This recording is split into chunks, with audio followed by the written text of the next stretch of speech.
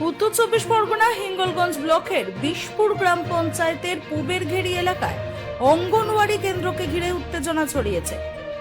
92 নম্বর booth ও 164 নম্বর সেন্টারের অঙ্গনওয়াড়ি কর্মী মালতী গিরি এবং তার পরিবারের বিরুদ্ধে দুর্নীতি, স্বেচ্ছাচারিতা ও কেন্দ্র পরিচালনায় অনিয়মের অভিযোগ তুলে বিক্ষোভ দেখান স্থানীয় বাসিন্দারা। অভিযোগ, নির্ধারিত স্থানের পরিবর্তে ব্যক্তিগত বাড়ি থেকে কেন্দ্র পরিচালনা করা হচ্ছে। পাশাপাশি শিশু ও মায়েদের সঙ্গে দুর্ব্যবহারের অভিযোগও উঠেছে হেল্পার করুণা সর্দারের বিরুদ্ধে। ঘটনাস্থলে পৌঁছান মণ্ডল 3-এর মহিলা মোর্চার সভানেত্রী নীলিমা গিরি, বুথ সভাপতি শত্রুঘ্ন সরকার এবং বুথ সেক্রেটারি ভবতোষ মণ্ডল। তারা দাবি করেন কেন্দ্রটি আগের নির্ধারিত স্থানে ফিরিয়ে নিয়ে যেতে হবে এবং নিয়ম মেনে পরিচালনা করতে হবে কেন্দ্র।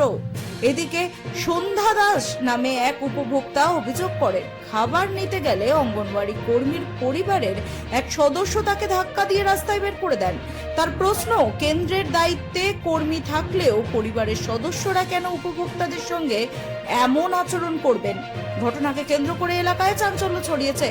স্থানীয়দের দাবি, অভিযোগের নিরপেক্ষ তদন্ত করে প্রয়োজনীয় ব্যবস্থা গ্রহণ করুক প্রশাসন। ব্যুরো রিপোর্ট, রাত দিন নিউজ নেটওয়ার্ক। মাঝের পাড়া অঙ্গনওয়াড়ি স্কুলের আইসিডিএস এর দিদিমণি আমাদের বাচ্চাদের মায়েদের ওপরে যে দুর্নীতি করছে খাবার নিয়ে, কিংবা বাড়ির মধ্যে যে স্কুলটা সেগুলো আমরা বন্ধ করতে চাই। বাইরে সরকার যেন বাইরে আইসিডিএস স্কুলটা দেয়, আর বাচ্চাদের মায়েদের সঙ্গে যে খারাপ ব্যবহার করে সেগুলো যেন বন্ধ হয়। আর আমি এর মালতীগিরি নামে আমি বলতে চাই যে এরকমভাবে দুর্নীতি করা উচিত না খাবার নিয়ে। তারপরে বাচ্চার মায়েদের সঙ্গে যে গায়ে হাত দিয়েছে একটা দিদিমণি হয়ে, বাড়ির লোক গায়ে হাত দিয়েছে একটা দিদিমণি হয়ে, কোনো সাপোর্ট করেনি।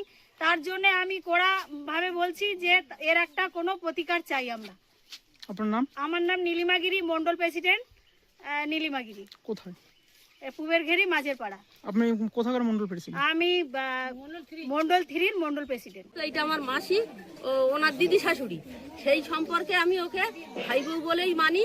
এবার সেই সম্পর্কে আমাদের ও এসে আমাদের সঙ্গে কথাবার্তা হয়, সেইভাবেই আমাদের লেনদেন আদান প্রদান হয়। এই জন্যেই ওটা ভাই বউ হিসাবে ওকে মারা বলুন আর ধাক্কা দেয়া বলুন আর যাই বলুন না কেন, ওকে কেউ আদেও মারিনি।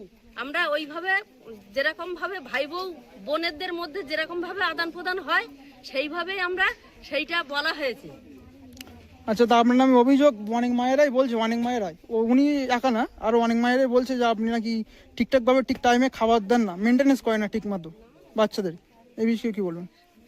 এই কথা বলছে তাহলে অবশ্যই ওই মহিলার গায়ে হাত দিয়েছে, সবাই সামনে এই কথা বলছে। ওই মায়ের সাথে তাহলে অবশ্যই